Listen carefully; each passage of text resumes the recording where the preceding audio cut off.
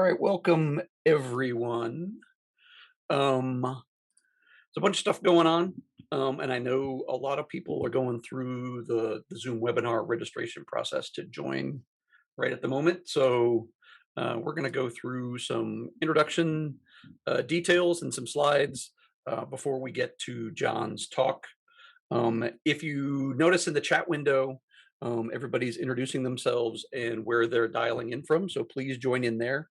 And a lot of people, I know Zoom just does this by default for some reason.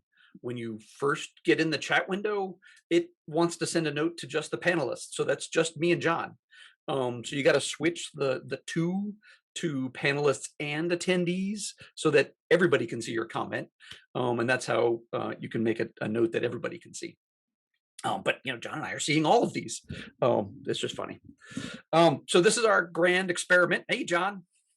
And this is the first time I've tried to do this since we've been doing DataViz Meetup groups and events virtually now since COVID hit last year. I thought, if we've got John giving a talk, why not spread the wealth a little bit? Because I've seen a lot of DataViz Meetup groups really struggling. There are some groups that haven't had events in a couple years, even before COVID hit, and some groups are going strong. So I thought as an experiment, we would have this one event and use Zoom as our platform, and then let multiple groups advertise it, and we all come together virtually on Zoom and talk to John for a while tonight, and we'll see how this goes. I'm totally, open and welcoming. I want to hear feedback and maybe even ideas as to how we might do something like this in the future, hopefully to bring some events and some speakers and some community stuff to people in meetup groups all over the country, especially to some groups that maybe haven't had events in a while. So as a little introduction around you, I'm going to jump off the screen here. These are the 12 cities. We'll jump back to this here in a minute. In your user interface in the Zoom webinar, because it's a webinar, it's just a little bit different. So John and I are the ones that are doing all the talking. You can't turn on your camera or microphone as an attendee. So you have two windows that you're really going to use. The Q&A window is where you can drop in a question for John anytime during the talk, anytime you want to drop in a question for John. And you can look in there, and you also have the ability to upvote questions. So if you see a question you like, upvote them, and I will moderate those, and we'll go through those at the end of John's talk. But then, like we're using now, feel free to use the chat anytime. Comment, share a link that's relevant. Conversations going on. The chat window is usually pretty active during these events. Just as a quick introduction for those of you who don't know me, I'll give you a quick introduction to who I am. My name is Randy Crum. I am a data visualization and infographics designer. I wrote the book called Cool Infographics. I also run the website Cool Infographics. My company is called InfoNewt.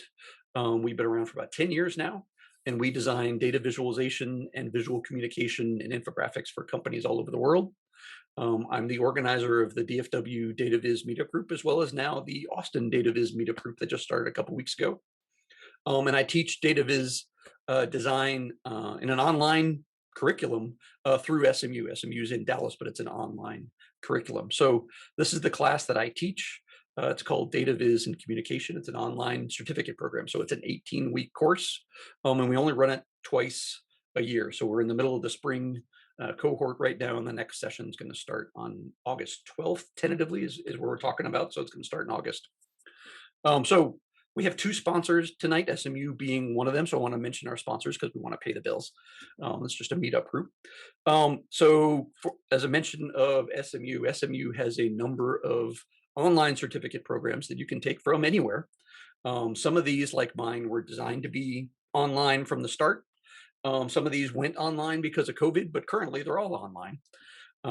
And this is a small sampling of them. So mine is the DataViz one, but also UX design and data science and cybersecurity and project management and other good stuff. And so what I can share with you as part of the meetup is that they gave me a discount code that you can use the code Randy10 on any of those certificate programs, and it'll get you 10% off tuition price for any of those boot camps or certificate programs. So if you go to smu.edu/CAPE, CAPE meaning continuing in professional education. So that's the name of that division of SMU. You get 10% off if you use the code Randy10. And they also gave me the code, and this one is a long shot, and I get it. This one's a total long shot because it's only good next week. Is the code Randy20 will get you 20% off only my course for the fall. So if you know you want to jump in the course and you know you're going to do it, you can do it next week and get 20% off tuition. I'm not sure why they made it expire next week, but they did. So I'm going to share it. It's a long shot if anybody's going to pull the trigger that fast, but they made it available. So I'm going to share it with you guys. I'll drop those in the chat later as well, along with the link when I get a chance. The other sponsor we have tonight is Click. And so we really want to thank Click as well. These two groups together have really helped cover the cost of the Zoom webinar tonight. So Click is one of the major analytics and dashboarding packages out there, has their own free virtual conference coming up.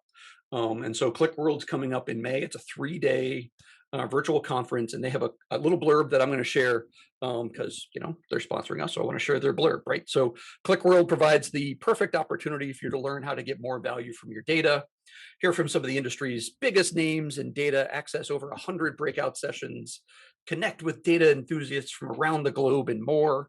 This online event is free and happening May 10th through the 12th.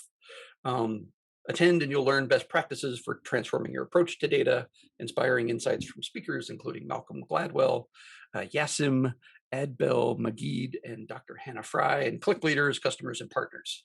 What active intelligence is and how it can help you take immediate action based on real-time data. So if you go to clickworld.click.com, there's no connection to us, there's no mention us, anything like that. It's just us sharing that that's coming up, and it's free. So free is good, especially in our virtual world. You can sign up and sit in and listen to the sessions that interest you. So going back to our group, so our experiment is we've got 12 meetup groups across the country that are sharing our event tonight, and they all published it to their local event. And I know the meetup platform is a little bit difficult with online events. They've promised, I've been paying attention to Meetup. Meetup has actually committed that online events are permanently now a part of Meetup, which is a big change for them because before COVID, they didn't actually support online events. But going forward, they're going to do online events. But a lot of people struggled with putting the Zoom registration link in what Meetup calls the online event link, because when you click it, it says join the event. But that link wasn't actually the join the event link, it was the registration link. And so if I look at the numbers, let's see what we got to in the last probably 30 minutes. We've had 100 people, register on Zoom. We're up to 231 registrants on Zoom now, which is great. So a lot of people ended up doing it at the last minute following that online link in Meetup and joining us here in Meetup land. And I show 178 attendees online right now, which is fabulous, which is a great turnout. I mean, in Meetup world, we usually get about 50% turnout, and I think I've seen about 30% turnout for virtual events in Meetup, and across the 12 chapters of DataViz Meetups, there were about 600 combined people RSVP'd on Meetup, and so to have 179 attendees here in Zoom land, that's fantastic. That's great. So a shout out to all these chapters. So I run both the Dallas and the Austin chapters, Houston, Atlanta, Washington, D.C., New York City, Chicago, St. Louis, Denver, San Francisco, the Utah group, and Seattle all shared the event. It's all voluntary. All voluntary to share the event, right? Because we're all volunteers running our local meetup groups. And so it's just fantastic to see all of them get engaged and try and share this content. And so you may have, your local meetup group. This is mine, DFW DataViz, where we've got about 4,000 members. And our local group, I started the Austin group 2 weeks ago because there wasn't a group in Austin. And I know a couple of years ago they tried one, and when I went looking for it, it was nowhere to be found. So everything's virtual. I started one up, and we already have 50 members after 2 weeks. So I know a number of people are here from Austin. So welcome from Austin. I invited a number of the other meetup organizers to share some information. I did get this slide from Naomi in the New York group. to share a couple of things. So the New York group is one of the larger groups in the country, with over 7,600 members, and they've got a couple upcoming events that they wanted to share as well. So in May they do a Meet Our Members event, and they do this multiple times throughout the year, where they have their members sign up, and they'll have, I think it's like 4 or 5 members that night do a short talk. And then it looks like June 9th, he's got Steve Wexler coming in. So Steve's a fabulous speaker. We had him speak in January. And so his talk in June is going to be, what is it? Why dashboards fail and what you can do to ensure they succeed. So like John, Steve has a new book coming out this year also. And so it's book year. Because it's a meetup group, this is a little bit different. I always like to pause for an employment thing. So when we're live, people can stand up and say, we've got an open position, or I'm looking for a role, something like that. I just wanted to take a moment to say, like, look, we got 12 meetup groups that are all participating. Use your meetup group if you either have an open role or you're looking for a role, because a lot of people are surprised to learn that there's a discussion group that goes along with every one of those meetup groups. If you scroll down to the bottom of the meetup page, or I'll even show you in Meetup, because I'm sharing my screen. So this is the DFW group, but at any meetup page, if you scroll down to the bottom, there's a discussion area down here. And a lot of people don't know it because they don't actually scroll all the way down to the bottom of the page. But you can post that you're looking for a role. You can post a link to an open position at your company. You can post a link to your LinkedIn profile, whatever it is, and share that with your community. So use your community to help out. We've got a very diverse across the country group here tonight. If you have an open position that you want to share, free to put the link in the chat.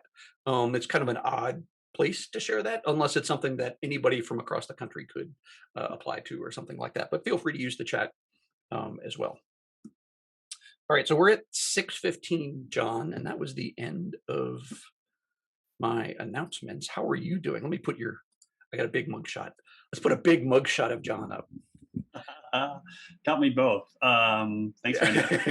This is very exciting. All these people from all over the country. I'm actually trying to get the job announcement from the Urban Institute. So yep. So Dr. Jon Schwabish, economist, author, founder of PolicyViz, and senior fellow at the Urban Institute. That's me. You've got a lot of stuff going on these days. I do. It's a busy time, and I'm fortunate to have the kids old enough and family willing to support all of it. So it's but yeah, there's a lot going on, but it's all exciting and it's all fun. So I got both your books here, right? So I've got your old one. Yep. Right. So this is now the old book. This is the old book. And I see your new book behind you on the bookshelf. Yeah, I've got it. Yeah, right there. Yep. Got it up there. Yep. Proudly displayed in your background. I constantly need to reference that, every day. Yeah. So we're gonna give a couple of these away tonight, right? That's our plan. Yes. Yes. Right. So I have, and once we get you going, we're up to 187 attendees, and what I'm going to do is download that list while you're talking. And we're going to use this. We're going to use the wheel of names and pull from the people who are here tonight, and go from there. So that's how we're going to do that. That's awesome. We'll do that at the end of the talk, though. Okay, that's great. All right, so I'll stop sharing. Okay, and I will start sharing. Is there anything else we need to handle? No, just a reminder. I mean, use the Q&A. Feel free to drop questions in there anytime. I see people are using the chat. Again, just remember to check the two, because a lot of people are sending notes to just the panelists, which is just me and John, when it looks like you may be intending to send it to everybody. So make sure that's set to panelists and attendees if you want everybody to see it. Yeah, if you want everybody to see it, yeah. And keep your fingers over that chat window. I've got some questions for you all as we get started at the beginning of this talk. And I put a couple of links already in here about some things that I've already published. And also just to note that I'll put these slides up in a couple days. When I have a few minutes, I'll put these up on my site so you can download them and have them if you want. Okay, so I think we're good to go. Yeah, and right. So slides will be available, and it is recording. So if the recording turns out well, we'll share the recording as well. Even better. All right. All right. So I'll hide while you go. All right. Thanks, Randy. Appreciate it, and thanks to everybody for coming in today. This is very exciting to have so many people from around the country engaged and involved, especially coordinating across all these great meetup groups. And so I just want to thank Randy and all the organizations for all the organizers around the world. Thank you, Jeff. So all those meetup groups for coordinating. This is great. So I'm excited to talk to you all about why a data visualization style guide is important and I think necessary for organizations particularly, but also for individuals. So if you're an individual, you're a freelancer, or you do data visualization and you're just publishing on your own site or on your GitHub site or where have you, I think a data visualization style guide can be valuable for you as well. And I'm going to talk about a variety of things. I'm going to talk about my experience helping to design and redesign the data visualization style guide at the Urban Institute, which is a nonprofit research institution based in Washington, D.C. But before I get into all that, I want to start by asking you a few questions about branding and styles. So here we go. If I can click on the slides, when you see these 4 colors, what company, organization, or agency does this remind you of? And we've got almost uniform agreement that this is Google. Yes, these are the colors for Google. All right, let's try another one. What about these 2 colors? Yes, I see everybody's got FedEx. We've got a lot of FedEx fans here. If you don't know about the FedEx logo, I'm going to ruin it for you. There is an arrow buried between the E and the X right there. So now you will only see the arrow forever. Sorry to ruin it for you. What about this color palette? This one gets a little trickier because it's sort of just a rainbow. For those who haven't figured out, I'm going to change the shape a little bit. See if that helps. Yeah, there, we've got a whole bunch of NBC folks. So that's the NBC peacock colors. What about this one? I'm pretty sure that this group especially will know this one. Not everybody knows this one. So when I change it to this, I get a little bit more recognition. And of course, that's the Slack logo. Let me try one more. This is a little bit harder. What about this one? This one's a little bit harder, so I'm going to, and everybody guesses Steelers. I would never put Steelers logo up here, just to be clear. What if I change the shape a little bit? Not only will I change the shape, I'll change the orientation of the shape. And I saw, I think, 1 or 2 correct answers, so that's the Best Buy. So you can see going from colors to shape to orientation really matters when we start to identify brands. Okay, so now we've done colors. Let's do font. What font does this remind you of? Yep, we've all got our Disney, we all have our Disney hats on, so that's Disney. What about this one? This one's a little bit harder, but if I add a little bit of color to this one, you might be able to figure this one out. Yeah, so we've got some folks getting Coca-Cola. All right, what about this one? If you know anything about me and follow my Twitter feed, you'll know what this is. So Will's already figured this out. I could add some color to that, and that's Lego. And if you are about my age, this one will be pretty easy as soon as I start adding a little bit of color around it. And maybe if I add a shape around it, it becomes even more recognizable. So let me do a couple of more just to demonstrate to you the importance of the combination of these pieces, of the font, of the color, of the layout. So what about this one? So without anything around this, it might be a little bit hard, although Stuart got it right away. If I put that red shape around it, it becomes quite obvious, right? What about this one? This one's a little bit harder. See if anyone can get this just off the font. I haven't seen anyone get this right off the font yet. This is a hard one. But I can, and of course there's gonna be overlaps here. So some of you may be correct. I don't know what the Pokemon font is. What if I rotate a little bit? If I add a color around it. I will say there is one correct answer in the list already. There is one correct answer. What if I add that around it? It becomes a little bit easier. Yeah, so then we get the Burger King logo. So as you can see, font, color, shape, orientation all helps make these brands visual and memorable. And of course, the same thing holds true for making our data visualizations visual, and memorable. And so I'm going to talk about four primary parts about a data visualization style guide. So I'm going to talk about why having a style guide I think is valuable, both for organizations and for individuals. I'll keep coming back to this because I want individuals and freelancers and just people who do this maybe on the side as a hobby or hoping to go out on their own to realize that a style guide can be valuable for you as well. So why to have a style guide? What should your style guide include? This will be the bulk of my talk tonight. How do you develop your style guide? What are some of the keys to developing a style guide? And then finally, I'll talk about my experience helping to develop a design. And then again, we're in the midst of redesigning the Urban Institute style guide. I also have a style guide collection. I should have put the link in the chat window. Hopefully someone can do that real quickly. I have a collection of style guides on my website. It's just ones that I've collected and found and folks have shared with me, which I appreciate. I've put that there so you can take a look at this particular blog post and it's just literally a list. And so if you're interested in seeing more style guides and other examples, you can feel free to check that out. Okay, so let's start with why is it important to have a style guide. Thank you, Amy, I appreciate that.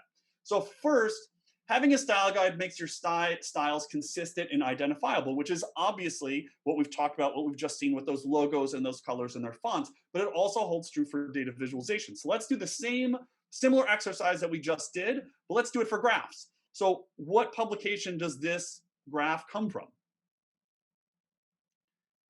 Yeah, you can see all the answers coming in very quickly, right? This is very clearly from The Economist. And it should be noted that The Economist has some different layouts now. So obviously this sort of blue background with the red bar on the top left is their core style, but they're also doing some different styles for their digital platforms as well, trying to differentiate between the two. What about this style? What about this graph? Where does this come from? Yes. So Lawrence referenced an old Twitter argument / joke. I did cut off the footnote on this because it literally did say the Financial Times, and that kind of ruins the whole point of this question. So this is from the Financial Times. Again, these are easily identifiable graphics because of the branding and the styles and the colors and the fonts that they've used. And there's lots of ways to do this. This is an example from the National Cancer Institute. You can see that they have two color palettes, a primary color palette and a secondary color palette. Each color palette includes 3 different color models. They have the RGB code and the hex code for the digital products, and they also have a CMYK color model for their print projects. Now, it is sometimes useful to have this primary color palette and a secondary color palette, or a primary palette and another palette. So for example, you have your general color palette, and you also want to have colors for, let's say, Democrats and Republicans if you do that sort of work, and you have a separate red and blue for those two parties in the case that you don't have a red and a blue in your color palette. Now, on the top right of this image, you see this much longer list of all the tints, basically all the possible tints and shades that the NCI folks could use. Now, part of what makes a good style guide is to keep in mind who is going to be using it in your organization. If your organization is primarily Excel users or Tableau users, or if your organization is made up of graphic designers working Adobe Illustrator, you may or may not need all of these different tints and shades, and it sort of depends on the makeup of your organization. Similar sorts of thing holds for the USDA. So you can see they have three fonts here: primary, another primary. So they have Helvetica, Arial, and they also use Times New Roman. I don't actually know if they use Times New Roman anymore, but they have these three fonts. And it's also important to note that they are using the full font family. So in case you don't know, if you are, you do Control I or Command I in Microsoft Word, if you don't have, for example, Helvetica Regular Italic installed on your computer, Microsoft is going to try to mimic that particular font, but it's not the true font. So you notice here how important it is for the particular style guide to lay out the fact that this organization has multiple fonts in the font family, that it's not just a single font or something that's relatively random as the user hits Control I or Control B. Okay, the second reason why it's important is to make it easier for all staff to implement. And I think this is such an important piece of the puzzle when it comes to creating consistent styled graphs throughout an organization, that it really does matter who is in your organization and what toolkits they're using. So these are just two examples. The left is from the Defense Intelligence Agency and the right is from the Dallas Morning News. And you can see that they've defined all these different parts of the graphs. On the left, the bar chart has these different points for the scale and the baseline. And in the Dallas Morning News, you can see that they've talked about aligning the text on the left, only adding the units in the first number in the chart, so 84% or $70 million. And so what we want to do is bring together everybody in the organization and understand what they can use. So, whoops, want to go one more. So what we want to do is give all these details to folks in our organization so they don't have to think about it. So they can just apply the settings in their style guide. So if you work in an organization like I do, where it's many researchers or data analysts, you know, most of the people I work with could care less about what shade of blue we're including in our graphs. They just want to know what the blue is, what the font is, where the title should go, where the subtitle should go. Should it be boldface? Should it be italics? What is the color of the next line when they add it to the chart? They don't necessarily want to know all these details. So being able to provide it to members of your organization quickly and easily can really lower the barrier to getting everybody on board with having this consistent brand. And again, for individuals, once you set up your own style guide, it's really going to lower the work that you have to put in each time you're creating a graph. I do a lot of my data visualization work in R and in Excel. But when I'm working in Excel, I'm often trying to move closer and closer to R. I'm trying to automate as many things as I can so that it's easier and faster for me as I'm creating my visualizations. You know, in R, you just upload a theme, or in JavaScript or in Python, whatever coding tool you use, even Tableau, it's easy to just load that color palette or load that theme. Same thing is possible in Excel, and it really can reduce the amount of time spent on styling each and every graph. All right, so let's talk about what the style guide should include. So I have a view that there are 8 components of an effective style guide, and the sections in the parts in white here in this particular diagram are those that I see most common in the various style guides that I've collected and that I worked on and have analyzed. So those parts are defining the parts of the chart or the parts of the table, also outlining the different type and font. Defining the color palette is always sort of a central part of almost every style guide that I see. Might relax some of these other things, but the color palette's always there. And then laying out some of the definitions of chart design. There are 4 other components of what I think make an effective data visualization style guide, and I'll talk about these in a little bit more detail. Accessibility and rules for alternative text, taking a racial equity awareness or building in diversity, equity, inclusion into your workflow and into the communication products. Providing templates and exporting options for your team members and your colleagues, especially if you're in the Microsoft world. Getting a high resolution image out of Excel isn't the easiest, most obvious thing to do. So how are people supposed to do that? And then finally, providing a list of resources or references. So I'm just going to go through these 8 components of what I think make up an effective data visualization style guide. So let's start with the chart parts. This is an example from the Urban Style Guide. We have a version for print for our PDF documents and another version for our web documents, just distinguishing between inches and pixels. You can see that we've defined all these elements of a chart because far too many people, I think, when they look at a chart, they just see, okay, it has a vertical axis, has a horizontal axis with some labels, and then there's a line. But there's a lot going on in every chart that we make. And until, sorry, I'm just looking at Tom's question. So I don't know how to change that, and I'll let maybe Randy handle that.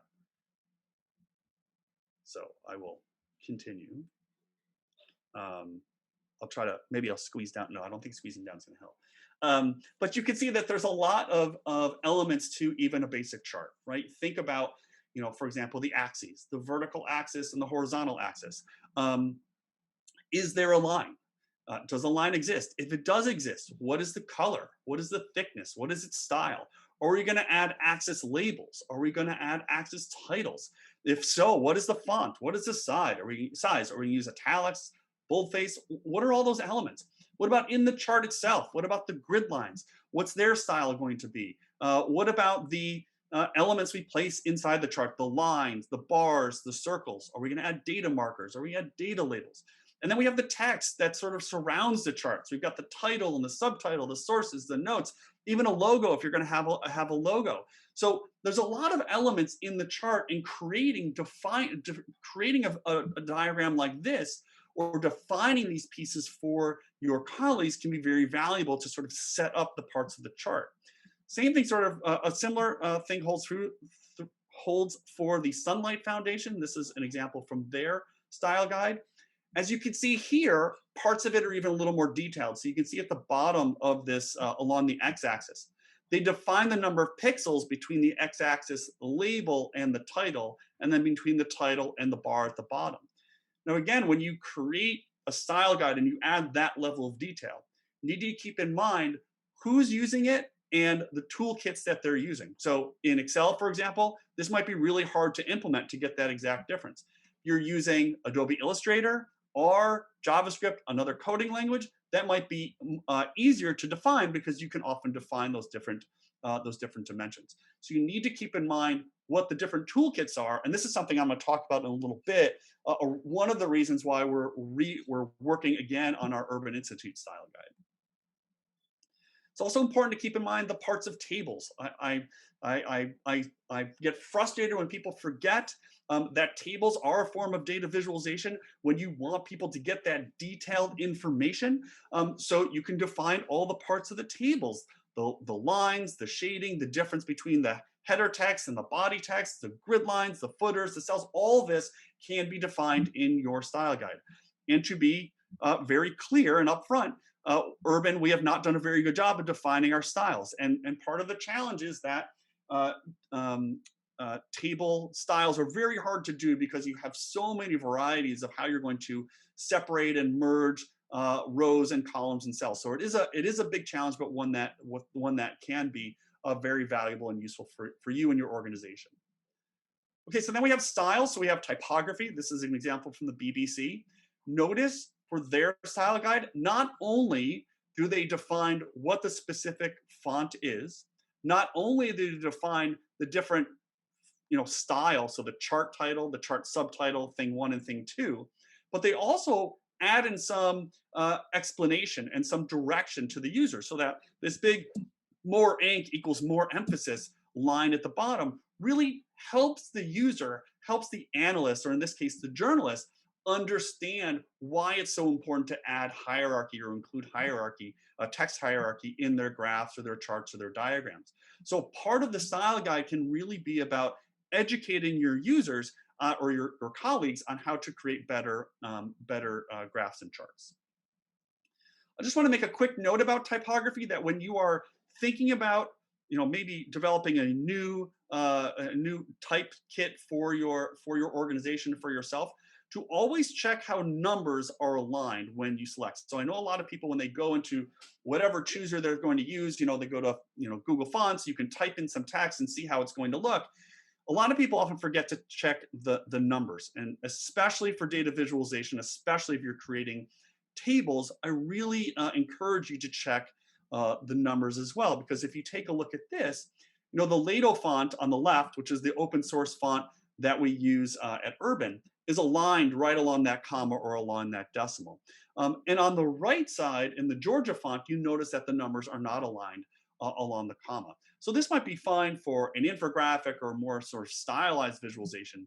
But if you're, say, a government agency, right, and you are creating dense tables where you need to provide all of these numbers, you probably want to have a font that's aligned along the comma at least, if not also aligned along the horizontal baseline. So you can see again here that the Georgia font drops below that baseline, and the Lato font sits right on top of it. Now I'm just going to say thank you to all the folks that are putting in such great resources into the chat window, and we'll collect those and I'll put those along with the slides when I post it later. Okay, so let's talk about colors. So colors are obviously a big part, and basically all the style guides that I've collected color is a primary thing that is being included. And I understand why that's done. Color is so powerful in our data visualization toolkit. Unfortunately, I've also seen a lot of places where the color schemes are you can see that they're sort of borrowed from the marketing or from the logo, and those colors don't necessarily work in data visualization. So this is an example from the Council of Economic Advisors. This is an example under the Trump administration. I don't actually know if under the Biden administration they've changed the color palette. But you can see here they have these very heavy dark colors, and you'll notice there's a heavy gold color in this visualization. My understanding is that was requested by the administration. But these are very heavy dark colors, and while they might look great on a website or in a logo, they don't necessarily work so well in a data visualization because they are so heavy, because they are so dark. So you need to do that consideration that while your organization might have a style of branding guide for the logo or for the branding, that might not necessarily work for your data visualizations. And I noticed that Owen, hi Owen, Owen is here noticing there's a sort of infamous story behind this graph that I won't get into right now. But if you're interested, you can check that out. I have a little piece on this on my website. Okay, so the next part about the core parts of a style guide are chart design, and this is a great example from Reich Bromberg from the Greater London Authority. This is the City of London has their own style guide. You can see they have sort of a brighter version on the left and then a darker version on the right. And again, they're incorporating a lot of these different pieces into the chart design. So they're not just describing what is the thickness of the line and the color of the line, which they obviously do. But notice in the title for each chart, they say this should be a descriptive chart title. And in the subtitle, a more detailed explanation. So they're actually explaining how the chart should be laid out and a little bit of why, which is going to become an important part of an effective style guide, especially if you work for, let's just say, skeptical researchers. Researchers often want to know why some decision has been made. And when we're creating these style guides, you are not just doing this as sort of willy-nilly, whatever colors look good, right? We're creating them with some purpose and with some thought behind them. All right, so that's the first core parts of a style guide, and these are the ones that I see most commonly in the style guide collection, and the other ones that I've worked on. I'd say the two that are not, or the one that's not included enough, is the tables schematic, or the parts of the table. So I would really encourage you to think about that as well. So now let me talk about these four other pieces, and this is one of the reasons why I'm currently working on with my colleagues at Urban revising our style guide. We're adding some additional pieces to this. So let's talk about accessibility first. So I think for most people working in data visualization, when we think of accessibility, the first thing we think about is color vision deficiency, otherwise known as color blindness, which I think many people that I know who are colorblind tell me that they're not actually blind. They just have difficulties distinguishing between colors, between certain colors. So the rainbow color palette you see here in the top left, on the image below that, that is what someone with the most common form of color vision deficiency will see. And these are three tools that I really like to check: Colblinder, VizCheck, and the bottom one here is Color Oracle. Color Oracle is a little executable you can run on your computer, Macs or PCs, and it will simulate what someone with these common forms of color vision deficiency will see. This is sort of the common thing that is in the data visualization field we think about and talk about when it comes to accessibility. But there's lots of other things that we need to be thinking about when it comes to accessibility. I think another one that people are not thinking about enough is broadband gaps, both in the United States and around the world. When you are creating a interactive data visualization that requires a strong connection to the internet, there's a lot of people around, I'll say around the world, who may not be able to access that content. They may not be able to access that content either on a desktop machine or even on a mobile phone. And we can't necessarily be relying on people to use their mobile phones because of the costs associated with them and because of other concerns, especially around privacy and security on data. But we need to be keeping in mind that not everybody has the same level of broadband access that we all have. So especially in rural areas, in the United States, there's not as great broadband service as there are in the urban centers. So especially if you're in an organization where you're creating, high, complex dashboards or complex interactive visualizations that are requiring fast speeds, you're possibly losing some core members of your audience. The next part about accessibility is alt text. So alternative text. There's a great blog post by Amy Cecil, and there's many others, of course, but I like Amy's blog post about this around alt text. Alt text is the text that's embedded within the image. So for those who aren't aware, if you have some sort of vision impairment or physical impairment or intellectual impairment, and you need a screen reader to go through the website for you, a screen reader literally reads the website for you. And if it comes to your graph posted as an image, and you don't attach any alt text to that image, depending on the screen reader, it will either skip that image altogether or it will read the file name of that particular image. So it's reading the text and it comes to the graph and it says figure1.png. That's not a particularly helpful way to help those who need this sort of assistance. The way I like to think about this is when I create active titles for my charts. So I try to tell people what's going on in the chart. That's the first thing that I'm going to include in my alt text for the image. I saw someone asked about person who wrote this chart. Her name is Amy Cecil. It's a Medium post through Nightingale, which is the Data Visualization Society website. And again, I linked earlier to the Twitter thread I had earlier today that has a bunch of these resources. And I'll also post it later on this week. And Aaron, thankfully, posted that right there. I'll say also, just as sort of just to give you a sense of how I'm thinking about alternative text at the Urban Institute, when someone submits a blog post, they write the blog usually in Word. Graphics come along with it. They might be an Excel graph. It might be an R graph, a graph made in R. We're now requiring, we started this about 6 months ago, we're now requiring the author of that blog, the researcher, to write the alt text for the graph. And so we need to explain to people, we need to educate people on how to write that alt text. But we're now, instead of saying, oh, at the very end, we're letting the blog editor or someone on the web team say, oh, we got to write some alt text for this graph. We're requiring the content authors to write that alt text. So it becomes part of the process. And we've gone back and forth about how this process should work. And we originally thought that we would just have the blog editors write the alt text.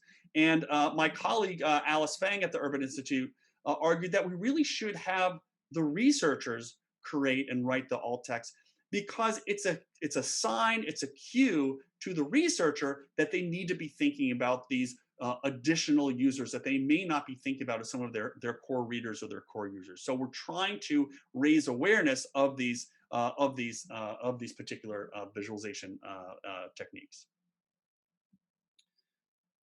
Another thing that we've started working on is taking a racial equity awareness to data visualization. So diversity, equity, inclusion in our data and our data visualizations as well. And I can explain this to you in sort of maybe the quickest way is if you work with any major federal data set, the census, the current population survey, panel study of income dynamics, survey of consumer finances, all the major, at least ones in my field in economics, when they collect data on race, it is always white is coded as number 1, Black or African American is coded as 2, and then in this example for the census, we have American Indian or Alaska Native as 3, and so on and so forth. Is that the appropriate ordering in your bar chart or your table or in the way that you describe it? I mean, more simply, what words are you going to use to describe people, Black or African American? Are you going to capitalize those words? But when it comes to data and data visualization, think about how the data come in, and are you essentially repeating that code when you put this out into your chart or your graph or your diagram? And my colleague Alice that I mentioned, we've been doing a lot of work on this. We have one paper out already, and we're going to be releasing a much longer paper in just a few weeks on these, what we think are important issues around data and data visualization. Okay, I guess this is the 7th part of creating an effective style guide is to create templates. And again, this will depend on your workflow and your toolkit. So at the BBC, for example, they have a cookbook for R graphists. Again, you can just load up that R theme. The user doesn't have to really think about it. They load up the R theme and they run it and they're set to go. So it's really lowering the barrier for people who are working with the data, in this case, maybe the journalists who are writing the story. They also have a Tableau style guide. So I don't obviously don't know the balance between the R usage and the Tableau usage at BBC, but they're clearly using both of those two toolkits, and they've created separate style guides for each of them. At the Urban Institute, we are primarily a Microsoft shop. So most of our researchers, and I'll talk about this in some more depth in a little bit, many of our researchers, maybe most of our researchers, are creating their graphs in Excel. And you can create templates in Excel. So I'm going to show you a little add-in that John Peltier from Peltier Tech and I created a little while ago. This is a sped up little introductory video. You can see we have this little chart styles tab at the very top. If you create a graph, just a basic graph in Excel, in this particular add-in, you can select different options. So do you want to export the graph as a PNG? Do you want it to use selected faults or Excel defaults? Do you want to duplicate the chart or not? And then you click a button in this add-in, and as you can see, it adds the different colors, it adds a logo, it applies the formatted title, the formatted subtitle, and putting that all together. So again, for that regular user, for that economist at the Urban Institute or whatever organization who could care less about the colors that you're using or where the title is or where the subtitle is, this add-in or a template or any sort of template makes those decisions as easy as a click of a button. Okay, the last piece of an effective style guide is to include a resources list. That when we are setting out styles for our colors and our fonts and our layout and our user experience and our alt text and whatever's included, we're not just doing it to make things pop, to make things look cool, right? We have a reason behind it. There is a logic behind it. And a lot of people that I work with want to know what is that logic. And so we provide resources to books, links to blogs, and also toolkits as well, so that our readers can go and utilize those if they want to, and also to expand their own skill sets, right? So that we can expand their graphic literacy, expand the tools that they use, expand their knowledge of the data visualization field. Okay, so third part is how to develop the style guide. And here the main thing is to get input from all sides: the design side, the analysis, the analysts, the data visualization team, the editors, marketing, whoever it is. Bring everybody together and get the input from all sides. I have a belief that to create effective visualizations, you need some understanding of statistics, right? We're working with data, so you need to understand statistics. You need some understanding of design, and not just to make things pretty, but how design is functional. And then also some understanding of coding, especially if you're going to be creating interactive visualizations. And a lot of the groups that I work with, when I train individuals, they all want to come out in the come out what I call a unicorn, that they want to be experts on all of these things. And I don't think that should be our goal as individuals, that this should be goals as teams and as organizations, to come together and to build these toolkits and to build these processes, and in this case, to build these style guides all together. Because what might work for the designer who's working in Adobe Illustrator may not work for the researcher working in Python, or for the DataViz team working in JavaScript. So we need to bring all these different groups together. Second part of it is to iterate and to treat it as a living document. When you create your style guide, it is not done. It's never finished, because you're always learning, you're always iterating, you're always finding out that what we thought was good alt text may not be such good alt text. That now that we're creating more interactive visualizations, we need to figure out how to make it so that people who have physical limitations can use their spacebar or their arrows to go to keystroke through the parts of the website. My colleague Ben Chardoff wrote a great blog post where he talks about how, as our team grows and learns, and not just the DataViz team, but the team writ large, we're going to continue to update it and adapt it so that our visuals can be more beautiful, scalable across more platforms, and accessible to everybody. So don't view this as, I've created a style guide, I'm putting it out to the organization, and I'm done and I'm wiping my hands of it. You always need to be thinking about it, not always revising it because that's not sustainable, but always thinking about how it's going to evolve and how you can update it. All right, the last part of this talk is on an example of the Urban Institute Style Guide, which along with my former colleague Tim Miko and I helped create about 7 years ago and is now being revised. And I just want to, this is open source. You can go check it out and I will actually put the link in here so you can grab it. You can go explore this particular style guide. It is quite detailed, I will say. There we go. So for those who don't know, Urban is a nonprofit research institution. We're based in Washington, D.C. We have about 11 different research centers. Half of my time is spent in what's called the Income and Benefits Policy Center. So I do research on issues around nutrition and disability in addition to my data visualization work. This is our primary workflow. So we have people using all sorts of tools. This is not the total limit, but these are, I think, sort of the primary tools. So we have people using SAS, Stata, and also Fortran. You know, I've coded in all these languages, and I don't want to offend anybody, but you know, Stata graphs don't look great. SAS graphs don't look great, and so often what we have is those three tools are sort of piping into either Excel or to R to create the graphics. And there's a couple reasons for that. One reason being we haven't developed themes and styles for Stata and SAS. The theme library, the theme language in Stata really isn't that, in my opinion, is really not that well developed. So we haven't really focused on that. The other reason why we focus primarily on Excel is that when we're through our pipeline, our editors are editing reports and briefs in Microsoft Word. And that's where also they're editing the graphs. And so our editors are not, and nor should they be expected to code. And so if they need to copy edit a graph or they need to change a label in a graph, they're not going to be able to do that really in any tool outside Microsoft Excel. And so then we pipe these into our different tools, be them PowerPoint, be them Word, or be them directly onto into images onto the browser. We have more and more people at Urban using R than we did when we built the style guide, which is one of the issues, one of the challenges that we're having right now and why we're starting to revise them. So let me show you why. So again, here's that Urban style guide. You can see that we have two primary templates.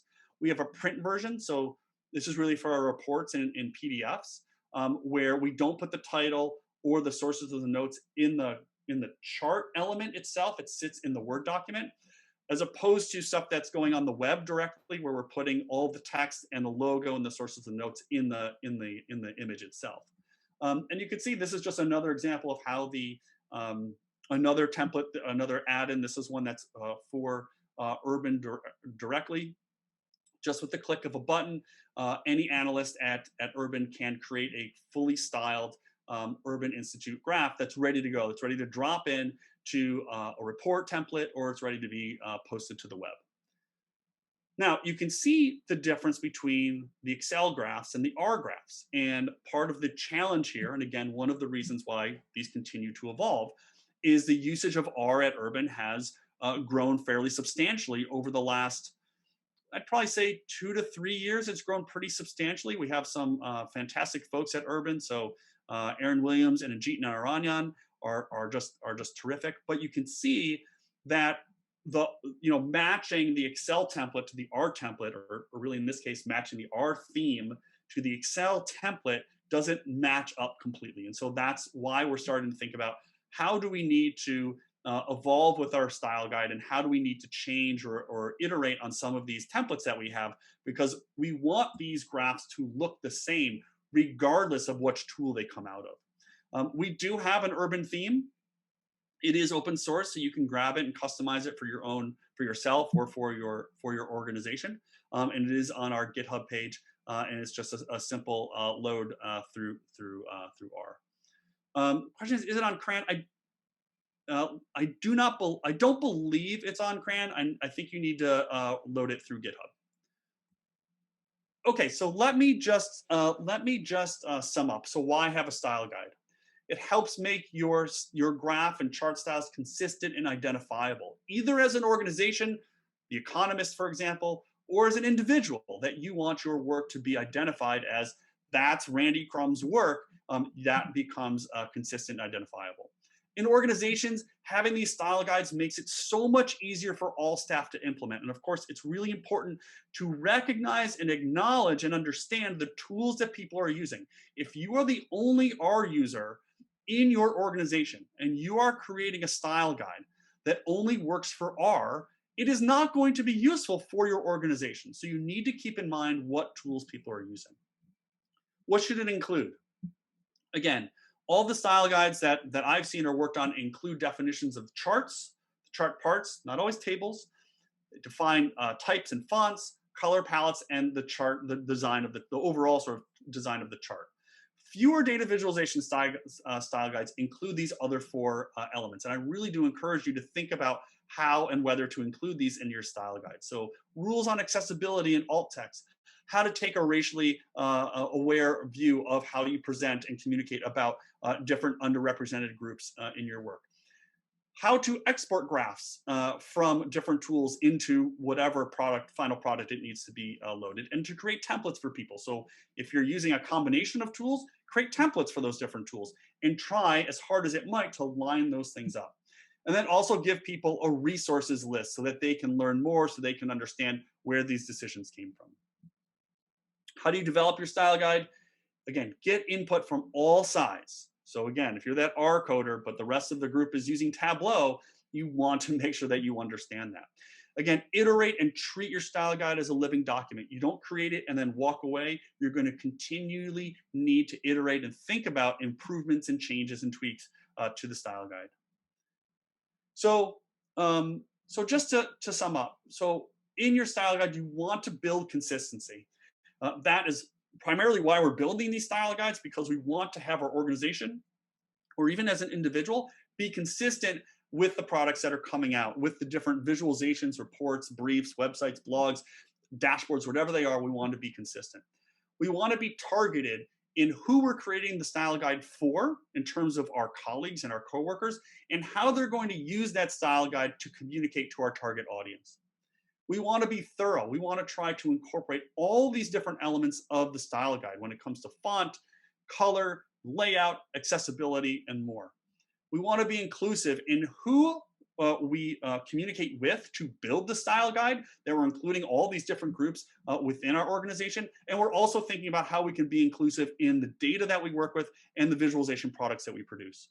And finally, be receptive. Be receptive to change the style guide, to iterate on it, and to implement other changes, both internally and externally. And by doing that, by creating a style guide, I think you're going to find that you're going to create better, more consistent products that will be, in the end, less work for you and your colleagues.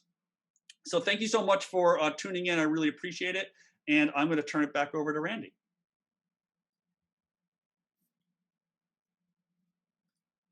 Wow. That was incredible, John. And I'm so impressed that you watched the chat window at the same time as you were going through all that. Thanks. We have a really engaged group there. The chat window kept going crazy. It's terrific. Thanks, everybody. I mean, I was watching the chat window. I see the Q&A window. I haven't been able to look through that. So I do appreciate that. Yeah, and so I appreciate some people were doing some upvoting on the Q&A window. So let's grab a couple of those. Okay, great. And let's for now, let's leave your screen up, because you may want to jump back to something. Yeah, perfect. So Alan Wilson asks, how do you balance brand colors with visualization best practices and accessibility? So you touched on that a little bit, yeah. But you can get into the same chart over and over, even though it's brand colors. Yeah, I mean, I think. So let's take out accessibility just for the moment. So the brand colors to the DataViz colors, right? So as I mentioned, that CEA example, there's plenty of others I'm sure we could all find.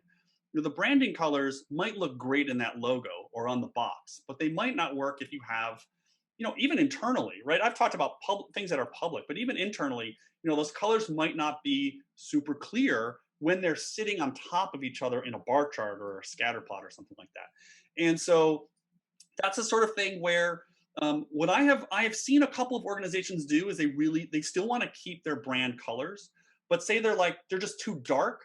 So what they might do is just tweak them, change the sort of tint and the shade, lighten them a little bit or darken one of the others a little bit until they get to that color palette that works for the data viz, but it's still sort of within that body of the branded colors. And then of course, when you're building that, again, I think in the data viz world, we are pretty focused on color vision deficiencies. So, I think that's one of the things that we're always sort of checking. And obviously red and green is the big one, but it's also important to note for color vision issues that the big challenge is on the similar saturation. So someone who has a sort of the most common form of color vision deficiency, it's not that they can't differentiate between, they have difficulty differentiating between similar shades of red and green. You have a very dark red and a very, light pale green. Someone with that form of CVD can differentiate between the two. And so that's just something to keep in mind, that it's not all reds and all greens. It's the comparison, it's the relative contrast between the two. You're really tapping into the next question, right? Which is Right. stoplight colors. Which is how do you deal with managers that they want the red, yellow, green. They got to use red, yellow, Yeah. green. So how do you deal with that? I mean, I think so so I think someone here so I think Jeff made the exact point that I would make, which is light green to dark red.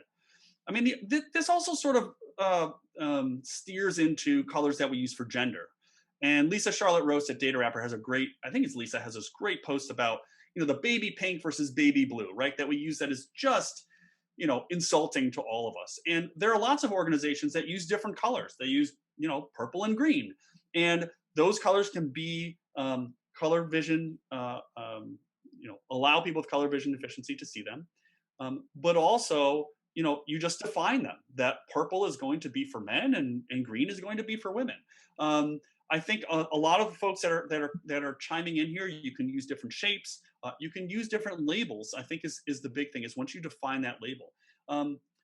I'll just take it one step further, and then we can move on to the next question. Is, a lot of people, as some of my latest book really goes through a lot of different graph types. That's sort of the goal of the book, is to show you all these different graph types. And I got a lot of people who push back on that and say, my manager or my audience or my reader would never know how to read a scatter plot or a slope chart or a dot plot. All you really have to do is look at the New York Times, right? The New York Times has scatter plots every day. And that's because they've really done a great job of educating their readers on how to read a scatter plot. And I think the same sort of holds for when we try to move away from some of these default color palettes like red, yellow, green, or pink and blue. Once we start to educate our audience or our colleagues or our managers that we're going to be using this particular color palette or this particular shape or this particular way of thinking, then it starts to become part of their toolkit, as it were. And this is sort of a sideline question of my own. Do you end up in the colors of a brand style guide having a specific color that denotes positive and a specific color that denotes negative if you get away from the stoplight colors? So personally, I tend to use blue and orange. So blue and orange tends to be friendly for color vision deficiency issues. Also, it's the Syracuse colors, which is where I went to I went to Syracuse, so I'm sort of in that. Again, they're similar enough, but I don't have like a rule of thumb for myself of how I do it. Again, I think someone mentioned using shapes, right? So if I have a table, Right. for example, and I'm going to add a little up arrow and a little down arrow that shows, which percentage is going up and down, I'll add color on top of those little arrows or triangles or what have you, because you get the color immediately. But then that shape, ultimately helps Denotes solidify positive or negative. Yeah, Right. exactly. That sort of double encoding. Okay, from Jeff Harrison. How much time and effort do you end up spending on enforcing your style guide, like the ones you're showing? And his qualification is, if the answer is not much, then how closely does it get followed? That's a great question. So at Urban, it gets followed. It is part of the hammer process. comes down. Yeah. Now we have, again, we're sort of in this, I would say, this middle area right now of trying to figure out how do we handle the Excel graphs and the R graphs. Like, they're close enough, but they're not. You can still differentiate between the two if you're looking closely. but users are required, our researchers are required to use the styles. If they don't use the styles, our editors will put the styles on top. So the editors, our editorial team, and we have multiple editorial teams. So there's a blog editing team, there's a social media team, and there's a sort of standard report editing team. They will apply those color palette or those styles to all the graphs as they're editing through the text. So they all have, everybody has access to the add-in, the Excel add-in, and so they can apply those styles.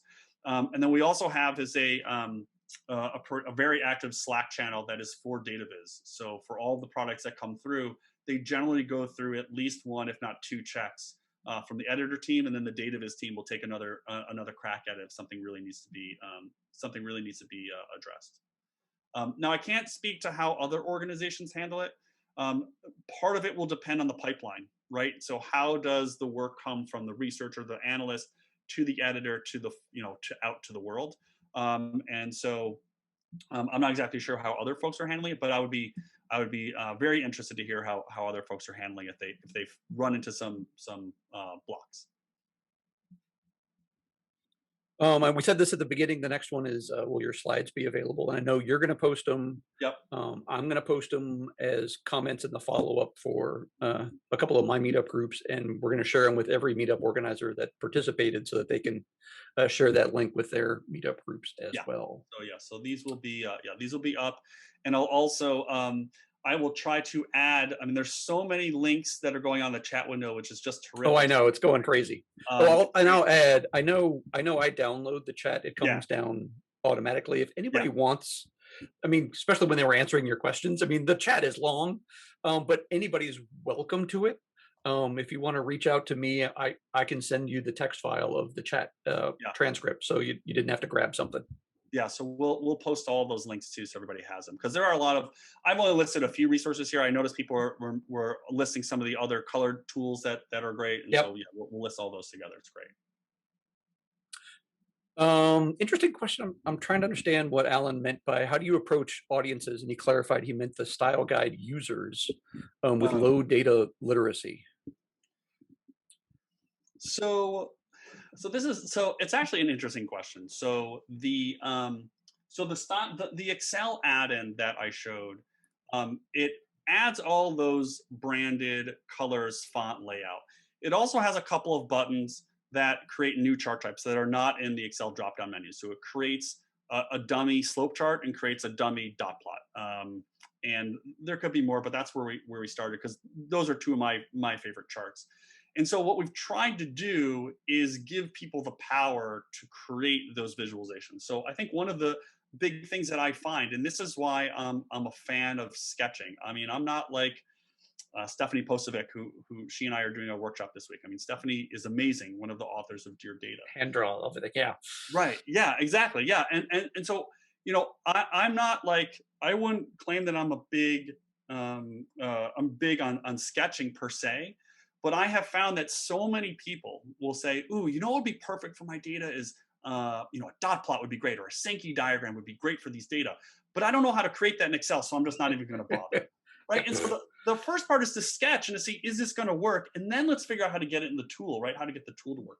So part of the add-in, at least, and I will say the expanded style guide that we're working on, is to try to address some of this data literacy issue. So in our expanded style guide, we're going to have, right now we do have a different charts listed, but we're going to go into more detail into each of these different charts. And we're going to include not just your standard bars and pies and lines, but dot plots and heat maps and other chart types that we commonly use, because part of it is education. As I mentioned, that resources, references piece of the style guide is important because it allows you to sort of educate members of your team so that they can use these tools as well. Excellent. Okay, from Jin, should style guides be more rigid or give room for folks to set their own preferences? I mean, so I think so you can't be super rigid, right? You do have to allow for some people to do a few things. But I You think don't know what data you're going to work with. right, that's a thing, right? You don't know what data you're going to work with. You don't know, sometimes you don't know what the size is going to be. If you're gonna, if what you thought was going to be a blog post turns, and the size has to be this, and it turns into a 100-page paper, and the size is going to be a full-page graphic, then you might give people some room. But for the everyday graphs, you don't want to give too much leeway, because then it starts to sort of erode the whole point of having the style guide, right? You don't want people to be going off the reservation too much, because you do want them. Sorry, that wasn't really a good phrase.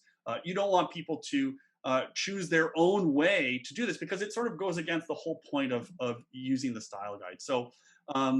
So you want to strike a balance, and like I said, at Urban, for example, we have people using Excel and R.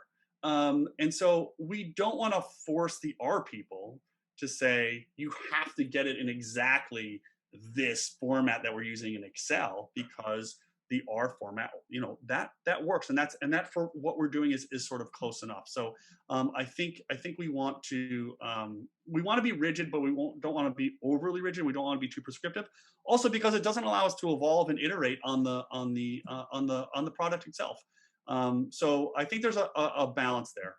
But I think once you set these, quote unquote, I wouldn't even call them rules, really set these guidelines, I think you want to try to stick to that as best you can. Joseph asks, why don't dark colors work?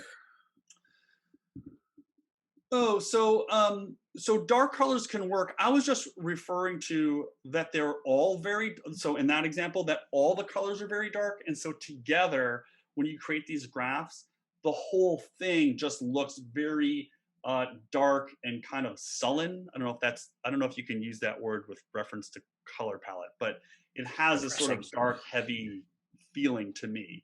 So they definitely can work. As you can see, a lot of my backgrounds on my slides are dark, but it's about the balance and the contrast. And so, some people I'm sure love that color palette, and that's totally fine. To me, it just felt very heavy and very dark. So, so it's not to say that dark colors don't work. Just I think I think there just needs to be a balance. And I'm going to mispronounce your name, Tamala. Says we're artists too, and I think that's true. DataViz is a balance of art and science. And so I think we want to keep that in mind. All right, I got it right. Okay. So we want to keep that in mind.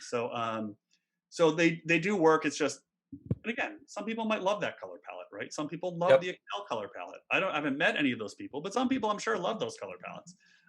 So it's a matter of part of it is a matter of taste and what you and your organization or you personally think looks good. Ren added on to that, right? So the web accessibility guideline standards for the contrast ratio, how does that apply to your color palette? I usually think of that as the text on color or color on text or on a photo or on a background. But if you have your color palette and two colors next to each other, does that also apply? Right. So if you think about, for example, the Financial Times graphs, or it has that sort of light pink colors, the entire background, you probably wouldn't use white. Like a white text probably wouldn't work on that background. So, right. And same thing would hold true if, like, for example, you are, you have a bar chart and you're adding labels, you're adding the numbers within the bar itself. Like, say I had a bar chart and I was using the blue color that you see on the screen in front of you. I wouldn't use black text to add the labels. On that blue, right. Exactly, yeah. Okay, Madeline asks, regarding the chart design part of the style guide, any tips for making a design that will be successful for highly dynamic data? And I guess I'm trying to interpret what she means, but something that's kind of like a lot of variation, maybe in a line chart, or like a huge amount of difference. Okay, yeah. Instead of like not highly interactive, not just a couple bars, right? That you have a bunch of outliers or something like that. Yeah, maybe. Oh no, then like an interactive. Well, it's Angelica added so like an interactive dashboard. Parts. So if it's so dynamic might be changing. You're right. Might be interactive and changing data. Interactive dashboard. I mean, I think when you get into interactivity, and I'll be perfectly upfront with everybody, I am not a JavaScript programmer. I do not code in D3, and I'm baby steps into even Tableau. So I'm not a, I don't do a lot of interactive visualizations. But when it comes to interactivity, sort of generally, there's a whole additional set of considerations that you need to consider, right? Clicking versus swiping versus scrolling, mobile versus desktop, right? There's a whole bunch of other design considerations that need to be taken into account, not to mention accessibility, right? I mean, Power BI, for example, is really good at their accessibility, right? You can keyboard click through everything in a Power BI dashboard. Like they have built that into the tool. And I don't think that's necessarily the case with JavaScript or even Python. And I'm not even, I've seen one or two posts about how to make interactive visualizations more accessible for people who use screen readers. So I think there's a whole additional piece of this that I just don't have enough experience in.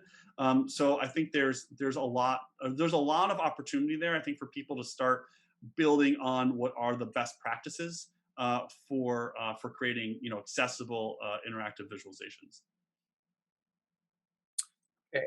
Owen asks, would you recommend separate style guides for different tools or having one universal one that's tool agnostic? I mean, I think ideally you'd have one style guide, and as I mentioned, we're sort of in this intermediate place where I think our goal is to bring those together. But we haven't really tried yet, so I don't know the answer to that question. Whether will there, just on the tools. I mean, I can imagine running into technical problems of getting those tools to line up perfectly. But it's also not clear to me that we need to get them to line up perfectly. And part of that is, urban versus, another organization where they might need them get line up perfectly. So I don't think you want to have different style guides for each tool, because I think you want to have the consistency. So my guess is, and I haven't gone back through them in a while, but those BBC style guides, they have one for R and one for Tableau. They have the same color palette, Right. And largely the same font. But then it gets into some of the details of the different tools. I think my ideal, and I think this is how we're going to, don't hold me to this, but I think this is how we're going to build out our new style guide, is that for each graph, we're going to have a template in 3 or 4 different tools, probably Excel, R, and D3, so that people can just go in and grab it. And the idea would be that they would all sort of line up together. So I think it's one guide because you want people to learn the different core skill sets, right, and the core approach, and what works best, as opposed to differentiating between these different tools. Yeah, it's like setting the ideal, right? And like, here's how you do it in Excel, here's how you do it Right, in Tableau, here's exactly. how you do it in R. Yeah, Yeah. and Robin makes a great point in the chat windows that multiple things mean more to maintain, right? If you just have it in one guide, and you're saying in this particular graph, let's just say maps. Like maps is a good example for map to create a map.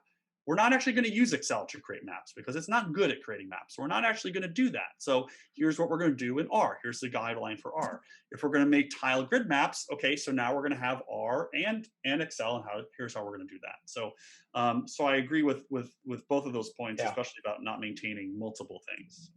I can imagine the version nightmare of, Yeah. now the Tableau one is up Right, to exactly. version 3.6. Yeah, exactly. Yeah. Yeah. Which Oh my one are God. you looking at? Yeah. Shivers, yeah.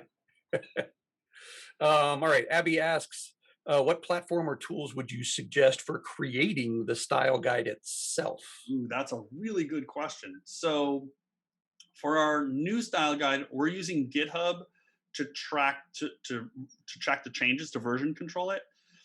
I think at the end it will be built.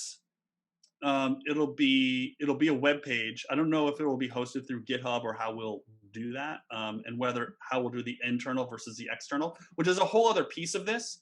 So we're talking about having an internal version versus an external version, where the internal version will have some other documents with it that are just for urban, people at urban, specific things about, maybe proposals and that sort of thing that shouldn't be outside, and then an Right. external version that everyone can use.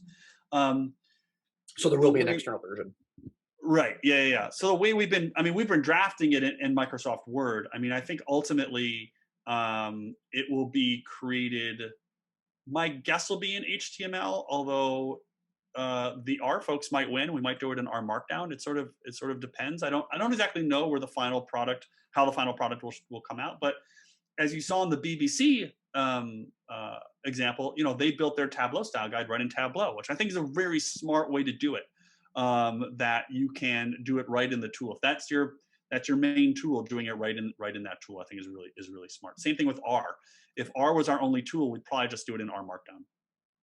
All right, so I'm going to jump a couple here. One, the Urban Institute add-on for Excel. Is that something that anybody else can get to from the public? No, right now it's not open to the public. But if you No. want a sort of custom version of that, you can go over to either my site or John Peltier's site. John and I are still developing those for other organizations. So the urban one is not public yet. And I think we were just talking about this, but how are style guide users expected to discover and adopt changes? Do you use versions? And I Yeah, think I you would mean, this announce is so versions. so so it's not so much so the way so there's a few ways to do it. I mean, the way we'll do it is we'll just replace what we have, right? Because it's on a If you single go to the website. website, it's the Yeah, current exactly. It's version. still a Yeah. website. The bigger challenge is how do you adopt changes to the templates, right? So, either R theme or Excel. If people don't reinstall the R theme, then they're not going to have the most current version. Excel is even harder because the add-in has to be installed locally. So I haven't figured out a way to install it from a central location. So people have to go in, they'll have to reinstall it, which I don't know if anyone here does that type of work, but getting people to understand how to install something, you can give them.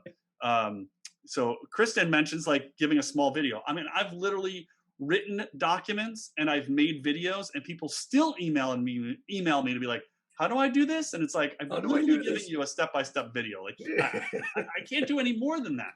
So you're always going to have to live with that. But I think that's the bigger challenge is maintaining and updating the tools or the templates that people are going to use, because unless you can push those sort of centrally or the team is small enough, Urban is more than 500 people. So imagine getting getting 500 people to install a new add-in.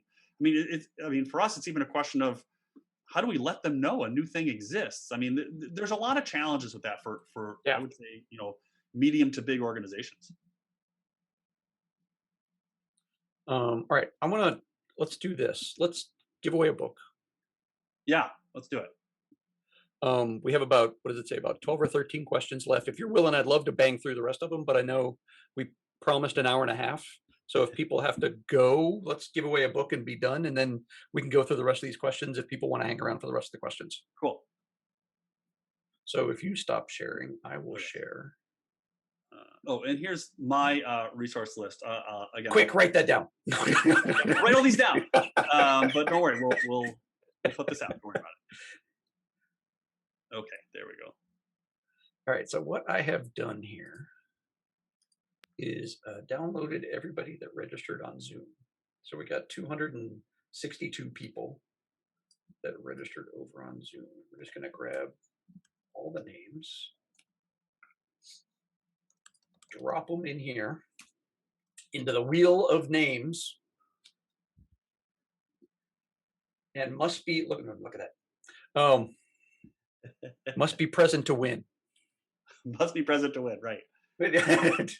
Surprisingly, we've only lost 20, 30 people. So we got 157 people here. We were up over 200. We had 208, something like that. That's at one point.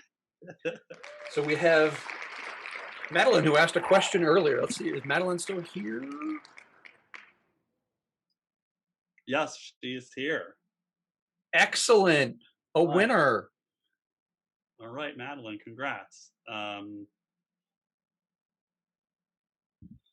So because I have her email address, Madeline, I will reach out to you with the email address that you registered on Zoom with, unless you want to send me a note directly. That's fine too. and we will get that Yeah, book to I'll get you. that over to you. Okay, we'll give a signed copy of the new book, right? The new book, Yeah, the new book. not the Yeah, old book. not the old book. Yeah. That's garbage. The old book. Nobody wants that. Yay! Okay, that's a nice way to do the virtual drawing. Yeah, that's great. All right, end that. Okay. Will asks, any good articles or authors on how to describe dynamically generated data vises as alt text? So I guess dynamically generated alt text. Ooh, I don't know. I saw a good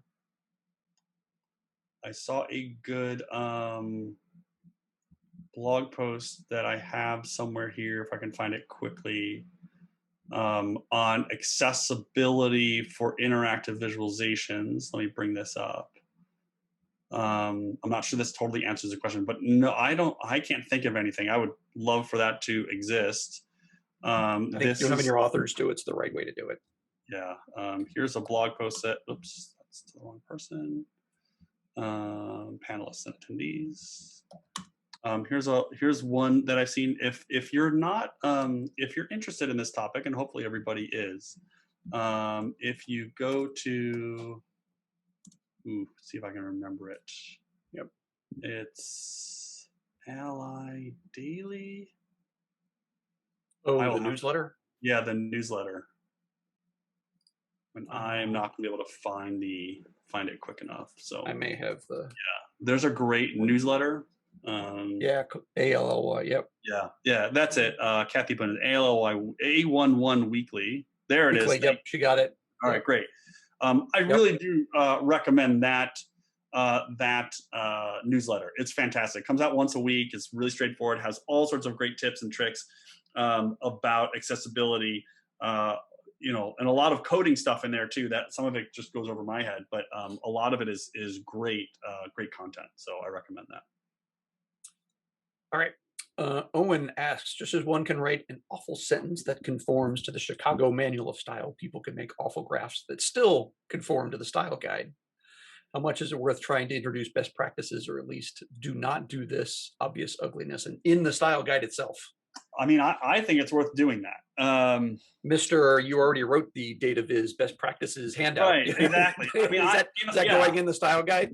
Yeah, I mean, a little bit. So I'll give you a little a little piece. And this was really me just like at this point when I built the add-in, just doing kind of what I wanted. I think if you try to style a pie chart with more than 4 slices, maybe, it actually tells you the style, the add-in. When you click the button, it says it basically says you're not allowed to make this pie chart. With your pie chart has too many slices, you need to go talk to someone in in the communications group. So I think the best practices is worth including, right? And also including why aren't we going to allow pie charts? I have my 3D pie chart shirt on today. So there you go. So we are trying to, we do there are parts of that, why I mean, I can't think of an example off the top of my head, but pie charts is one. We do note that we're not going to use 3D. We don't use 3D bar charts. We don't allow. I mean, for me, that's an obvious objective decision, right? It's a type of chart not allowed in the style guide. Yeah, it's not allowed. We're not going to allow it. It doesn't look good, and it doesn't help our readers. And so, I think as was mentioned, the style guide, the Chicago Manual of Style is going to lay out. I mean, in some way, some of it is style, and some of it I view and as THEIR versus THERE, right? One is correct and one is not correct, and I haven't gotten a ton of. I'll say this: I haven't gotten a ton of pushback on a lot of those. The only pushback I've gotten early on was on pie charts. Why we were limiting the slices, the number of slices. We don't say no pie charts, but we limit the number of slices. And when we say when we made that rule, people want to know why, and so we'll provide them with resources, right? We'll link over to Robert Casara's work. We'll link over to Cole Nussbaumer's Netflix work. I mean, there are things that we lay out, and those are some of the questions that we get. Okay, Shelley asked a good question. if your company has nothing, they don't have a DataViz style guide, how do you start from scratch? How do you basically start the process of creating one and That's distributing that's one? a that's a really good question. So the urban experience was, we developed a style guide shortly after, almost conjunction with, but sort of in the later periods of the whole rebranding process. So we're coming up with new color palette, new logos, all the rebranding, and that's where we started. I think if you're an organization, and I've seen lots of organizations like this, where there's a small group of people who are really enthusiastic about creating better graphs, better data visualizations.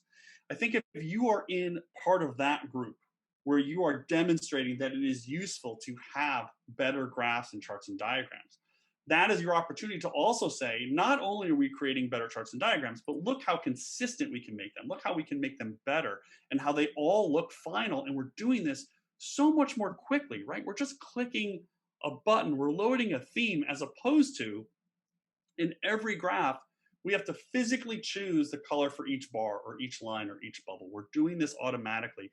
And it doesn't, I mean, that's the ROI answer to this, right? If people say, well, is it really worth building these templates?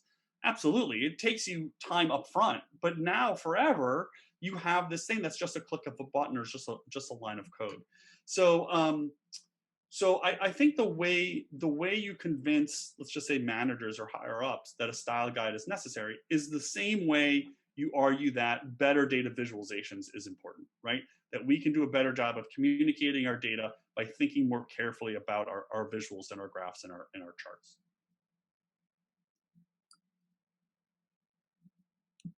So the short answer is yes. Short answer is short answer is yes. Yeah, it's coming at the end of the day, man. I'm going to keep going. I get it. I get it. Yeah. All right. So this is a deep one from Lawrence. So he uses Zebra BI, which are custom visuals for Power BI, which are based on the International Business Communication Standard, IBCS.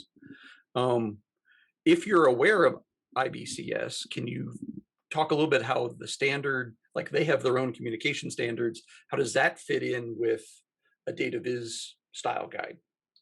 You know, I looked into IBCS probably a few years ago, and I haven't really gone back and really thought enough about it. So I'm probably not the right person to answer that question. I think I'll just say, like, in terms of having standards, I mean, I think standards are generally good as long as you can be somewhat flexible and to understand that not everything works for every organization. And I think that's the thing, that it's not a one size fits all sort of thing.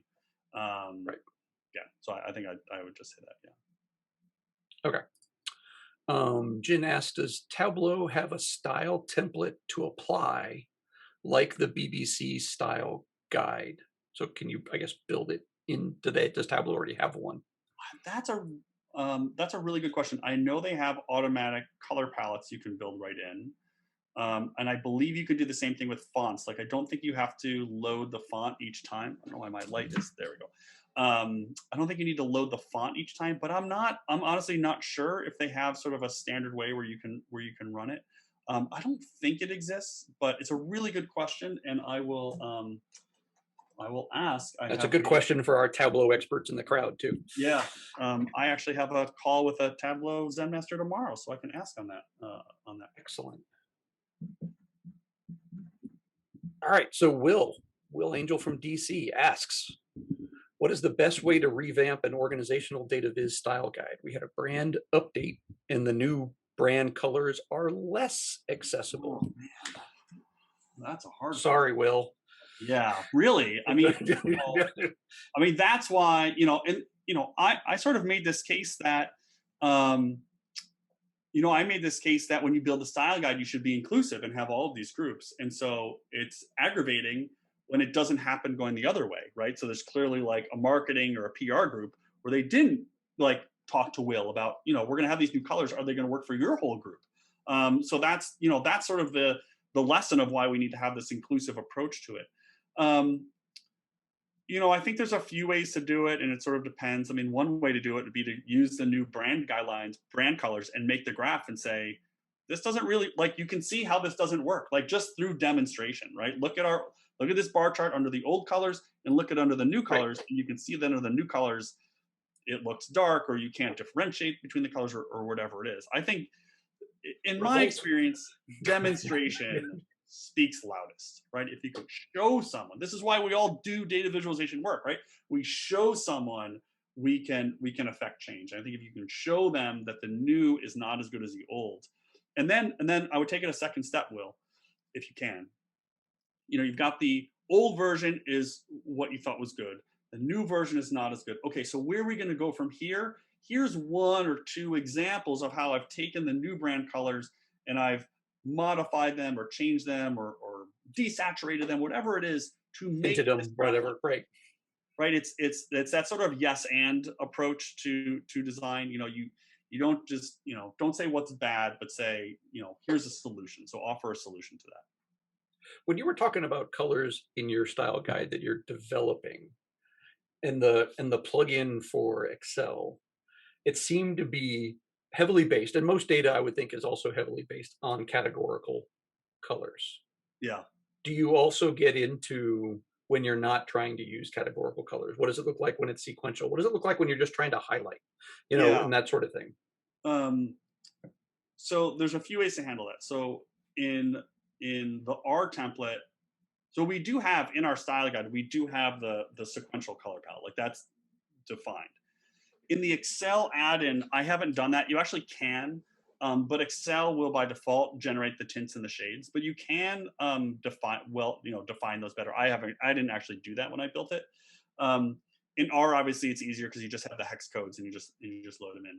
The other way to do that is, particularly in Excel, it gives you the default colors. There are 6 colors, which seems to be a lot for like your core charts. I don't know if I really often need 6 separate colors, so I might reserve that 6 color, that accent color at the end for the highlighting color. So I might actually use that space for the accenting colors. And of course in R you can name the colors if you want, so you can name an accent color. So that's how I think about it. I will say that I didn't go through and change the tints and the shades because it's a little more rare for us to need that for most of our graphs. Um, Okay. but yeah, it is important to do it especially if those are the graphs that are going to be used a lot. Okay. Michael Diamond asks, are you familiar with any similar efforts to build style guides or templates for Google Sheets? This seems to get used a lot in my organization. I would say it's used very much on the West Coast, I find. Yeah. A lot of Google Docs people over there. Right. Yeah. I don't know. I mean, the style guide would be tool agnostic largely. I don't know about any templates The for Google. templates, yeah. That's a good question. I know a couple of people I can ask them. These are really good questions. I will ask around. So we've got a question on like basically templates for all these tools, right? So Google Sheets and Tableau, are there templates that you can automatically load? So that's a good question. I don't know. I'd be surprised if you could do that in Google. And I think there have been a number of execution questions, which is Yeah. you've got your style guide, and then the one question was, do you do one separately for the tools, right? That's how Right. do you execute it in the tool. Yeah. There are templates, how do you execute it in the tool, right? And you're getting a lot of that. Now that I have the guide, how do I make people do it? Right. Right. Exactly. Yeah. How do you? Yeah. Yeah. Is it feasible to use CSS to create a style template, or is that even a good approach? I mean, for the website, It's got to be for a website graphic, for right? sure. The Yeah. JavaScript chart. Yeah. I mean, I'm not a web programmer, so it's outside my area. But certainly to have the CSS styles built into your website is certainly good. But I don't know how that intersects with R, Python, JavaScript, D3. That I don't know. I'm not sure, but CSS certainly could be used that way. would- If you were building JavaScript charts, and just, if you had a handful of them, like charts.js has those 8 charts, and they do 8 charts, Right. and they do on those colors are all, I think, based on the CSS of the charts.js website. Yeah. Yeah. Yeah. I don't know enough about that, but yeah, I would think that's right. Carol asks, can you say more about EID considerations in DataViz? Do we know what EID stands for? EID. I don't think that's ELD. I think that's EID. Carol, do you still hear Carol? Interactive Yes, debates. Carol's still here. Um, Equity, Equity, diversity, diversity, inclusion. inclusion. Thank you. Yes. Yeah, absolutely. Happy to talk about this. I could talk about this forever. So Let's not. let's not. So I'll just link to the paper that we've written on this. There's a blog post too, but the paper is right there. So there's a lot of ways there's a lot of different ways to think about equity inclusion in DataViz. Thanks everybody who needs to take Jeff, off. you got to run. Thank you. Yeah, thank you.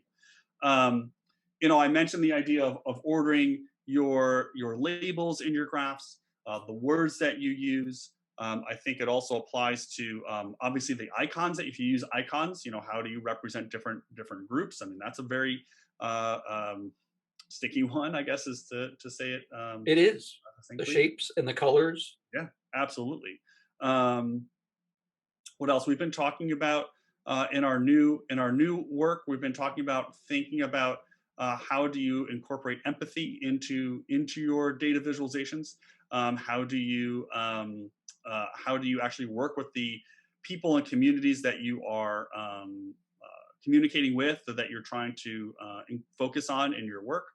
That paper includes a couple of what I think are good examples of how not to use color when it comes to racial equity. So, for example, if you lump all people of color into like a single color ramp, like light blue to dark blue, and then put white people as yellow as their own color, I think that's another thing to consider. So there's a lot of considerations when it comes to DEI and DataViz, and I'll just link to one more. I'll just throw this one more thing in the chat window. There's a great piece that came out that I found today from the Marshall Project. I don't know if it came out today, but I just learned about it today, about the language that they use in their, not just in their reporting generally, but also in, of course, their graphs and their charts. Think about using people first language, right?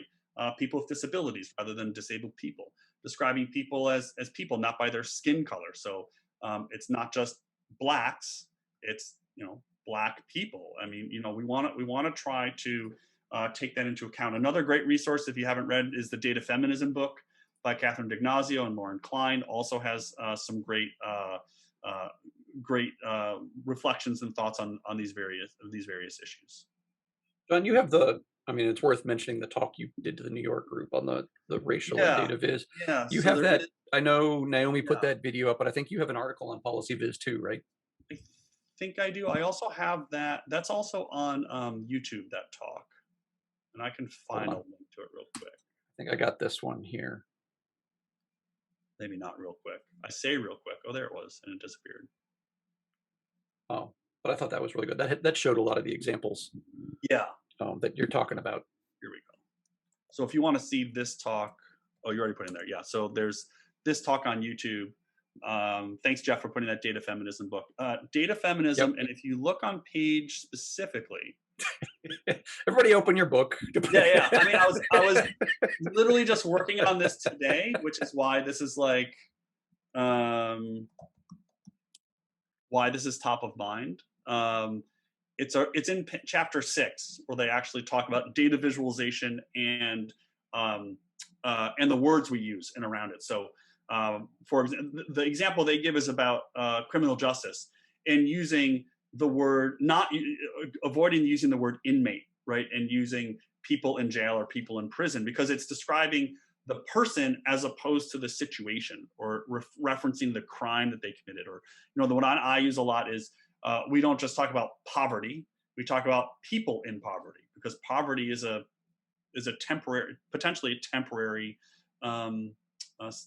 experience. It's not defined. It doesn't define a person. It defines the experience. So, so there's a lot more, and we'll have and maybe Randy, I can come back to the DFW meetup and talk about the longer report that will come out early June is when it'll come out. Yeah. Okay, we got a couple more, and let's wrap it up. Okay. Yeah. So Charles asked, seems like more of a data viz question. What is your recommendation for more complex statistical information that includes probability? I lean towards box charts, but some end consumers do not understand basic concepts in statistics. Seems something is lost in translation. Yeah, I run into that too.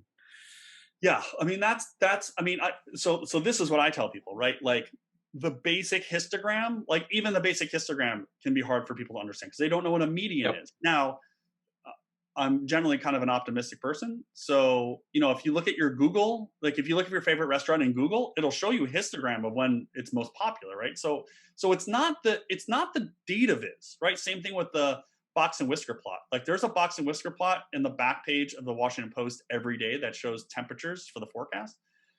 It's a box and whisker plot, but no one complains because it's temperature. So it's really a numeracy problem, which I don't know how to solve that problem at all.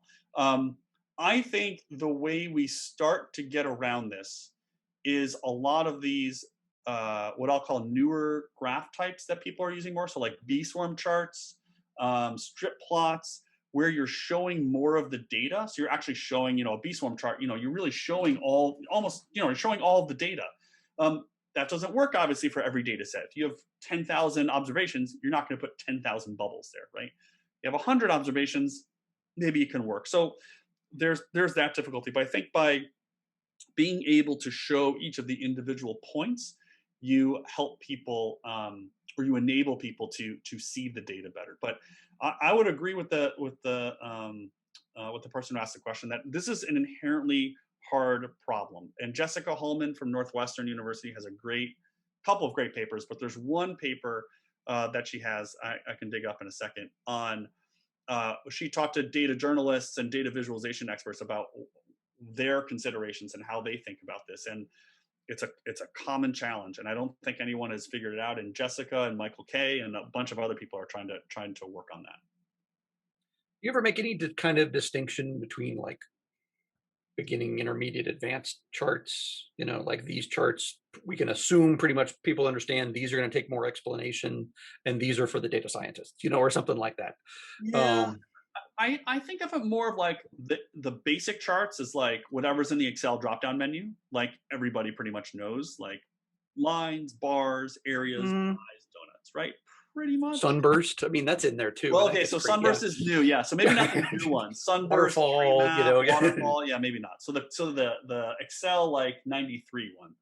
Um, and then they're so I would really not specify it the way, well, maybe I would.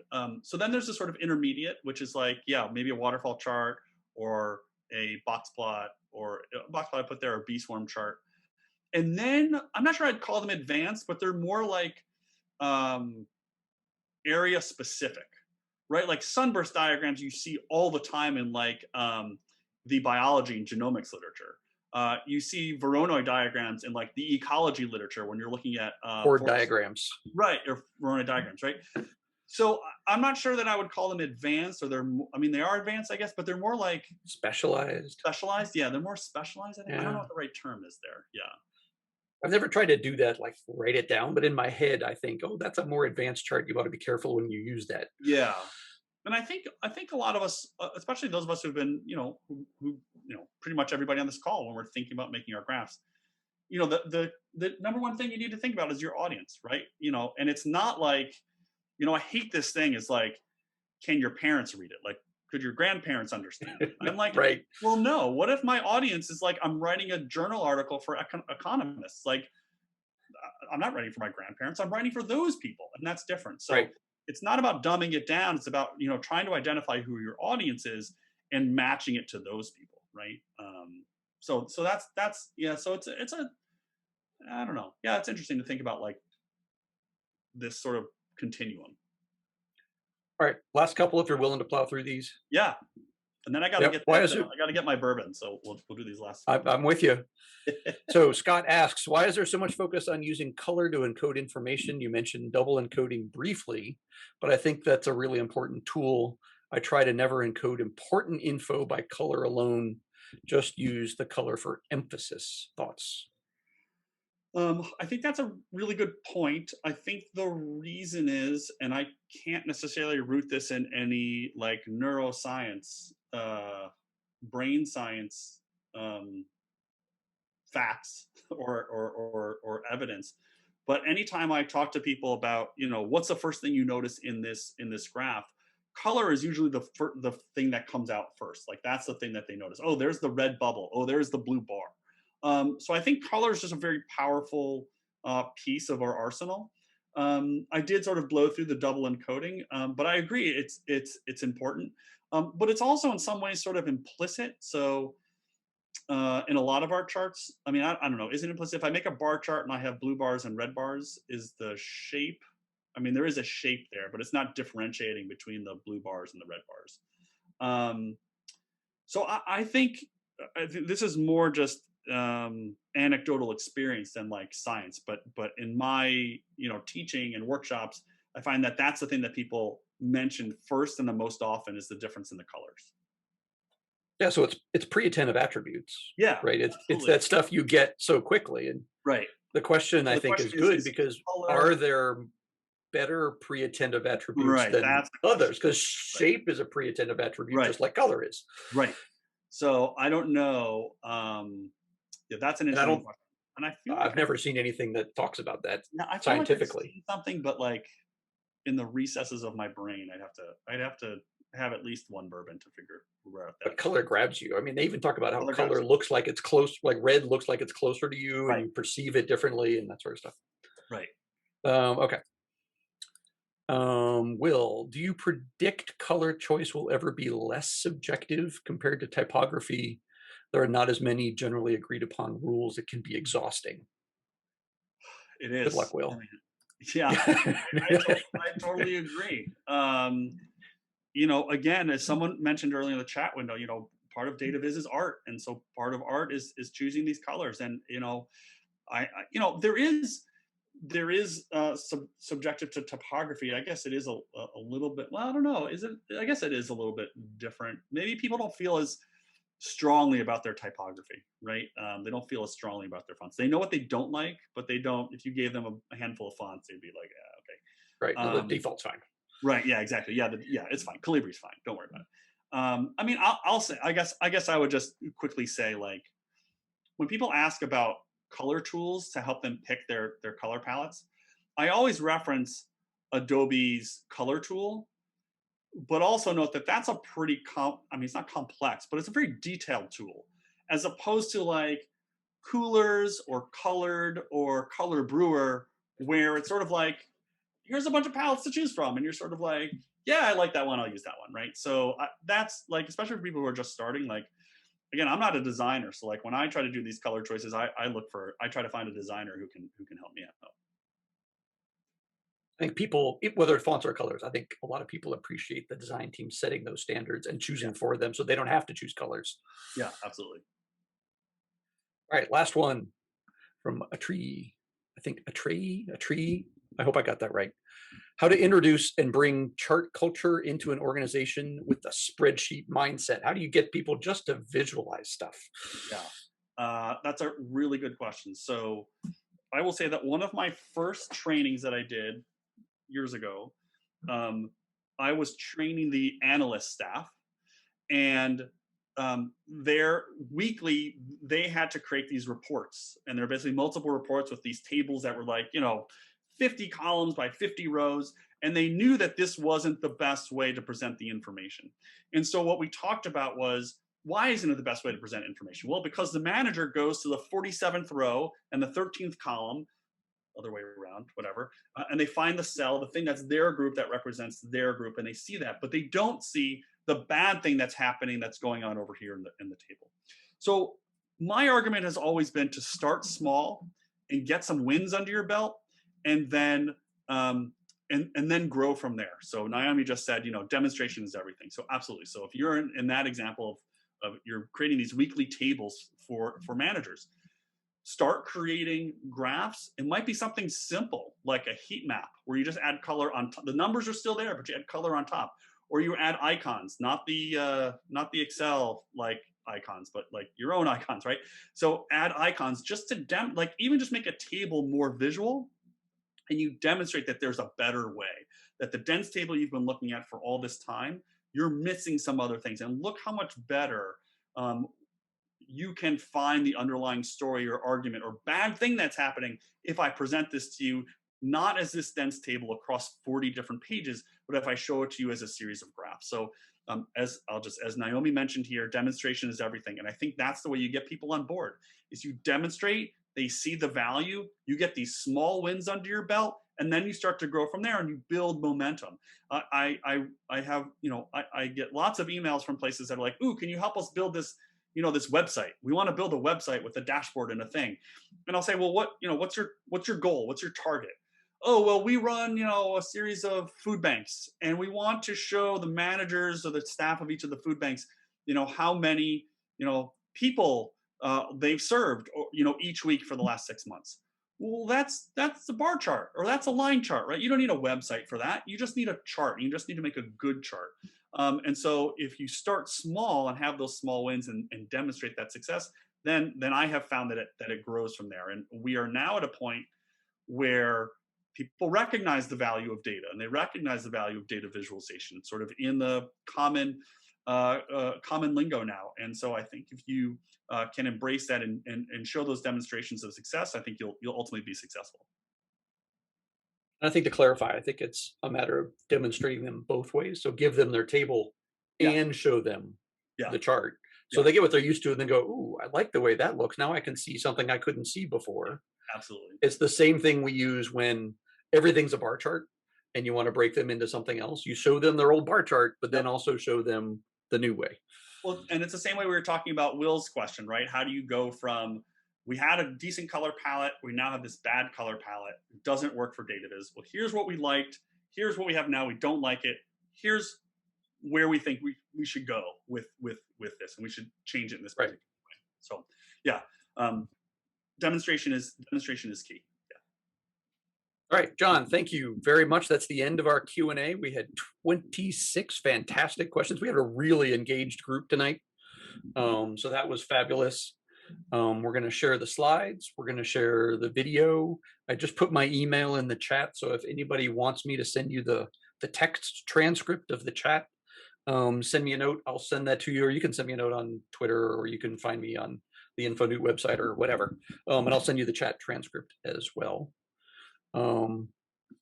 Anything else you can think of, John? I think we'll wrap it up and have a drink. Yes, absolutely. Thank you, everybody. Very much appreciate your questions and comments and all the resources that folks put in there. It was really terrific. Yeah, that was fabulous. I loved everybody participating. That's what makes some of these meetups fantastic, is everybody jumping in and being a part of it. And thanks to all the, I'll just say one more time, thanks to all the other meetup organizers for pulling this together. Yes. It's amazing to have all these groups together in one, just a great community. So thanks so much. So thanks to everybody. We're going to close it down here. But again, you can send me a note if you had a question or anything to follow up. So thank you very much. Have a good night. And thank you again, John. Thanks, Randy. I really appreciate it. All right. Take care. Good night, everybody. Good night, everybody.